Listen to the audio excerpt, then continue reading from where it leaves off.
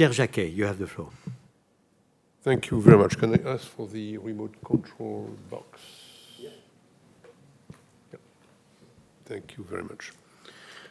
So I'd like to focus on what I would call longer-term issues and echo what Jon Cantalem mentioned this morning about productivity. And I have two slides that I would like to show. I hope they will come on the screen. Coming soon.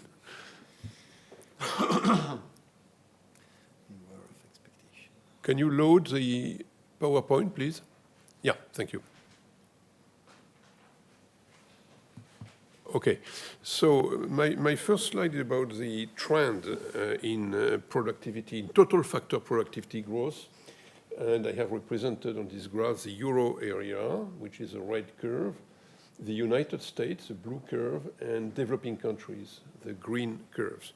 And this starts in 1952 up to 2024, and the data are from the Conference Board Total Economy database. So you immediately see the problems that we are facing, long-term decline in productivity, certainly very dramatic for the EU, deception from emerging countries. The green curve is going back down, and total productivity growth is now growing at a negative rate in developing countries. And the only good news in the world right now comes from the United States. Well, there has been a long-term decline, but there has been stability in total factor productivity growth since the mid-1980s. So it seems to me that it is something that we should always have in mind when we discuss the economic prospects, because this is the basis of future growth, at least in the long term. My second slide, and I don't know whether we'll be able to read the figures, but I wanted to show what growth accounting leads to. And I have represented three periods, average over the period, 1990, 2008, 2009, 2022, and finally, the last 2 years, 23, 24. And I have looked at the contributions to growth of capital investment, labor contribution, and total factor productivity, with the added detail that the investment is distributed between ICT investment and non-ICT investment, and labor is decomposed into labor quantity and labor quality. So the main, I won't comment everything there, and I am happy to leave that the data with all of you. The main things that appear on that table is, of course, again, negative TFP growth, especially for France, Germany, and the UK. The US stands out, and Japan comes back in terms of total productivity increases over the recent period. China is still having a substantial rate of total factor productivity growth, but this has been declining. A major country that comes out is India, so that's quite interesting. It's in the India line with productivity, total factor productivity growth of 2.76% per year over the last 2 years, so that's quite interesting. Whether that will continue is, of course, an open question.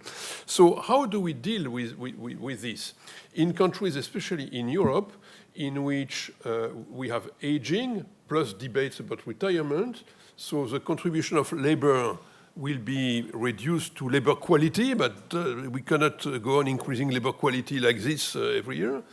Investment, we need, of course, much more investment, and I'll come back to that, especially from the public side, because there are a number of constraints. So what remains is total factor productivity, and it's very substantially negative. So we need a lot of policy directed to creating the environment for higher productivity growth. And that basically means the organization of markets, the education and research, and innovation systems. And that comes at a time in which the contours of the future growth have to be in line with the transition, energy transition and the green transition. So we need a lot of investment in research. And that comes at a time in which we don't have much fiscal space. So the big issue now for Europe is how to organize public policy with that in mind. And what worries me, and like you, Jean-Claude, I'm very worried about financial stability and fiscal issues.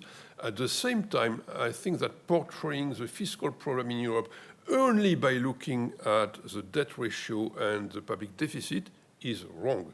We need to find a long-term discipline track that allows to invest.